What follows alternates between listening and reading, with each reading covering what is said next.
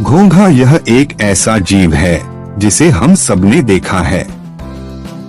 यह अक्सर हमें बारिश के मौसम में दिखाई देता है।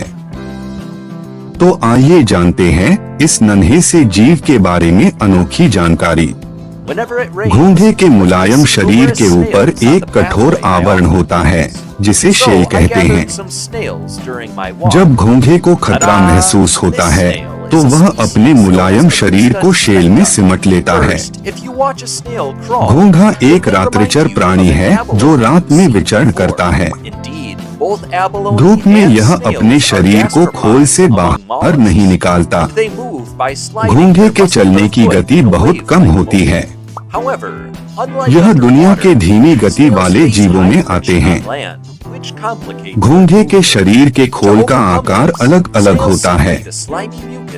यह सर्पिल, सपाट, गोलाकार हो सकता है।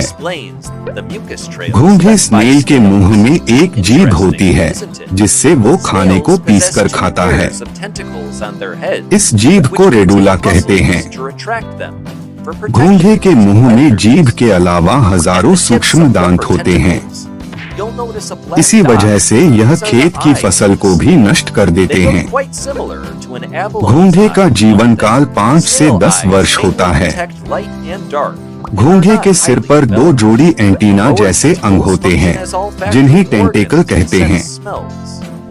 बड़े जोड़े टेंटेकल पर घोंघे की आंख होती है।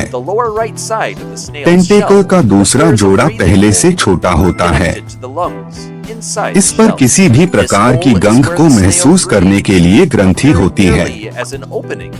घोंघे का मुख्य भोजन पत्तियां और फूल होते हैं। घोंघा रेंगकर चलता है। इसके पैर होते हैं लेकिन ये सपाट होते हैं। घोंघे के पैर पर एक ग्रंथि होती है जो द्रव पदार्थ का स्राव करती है।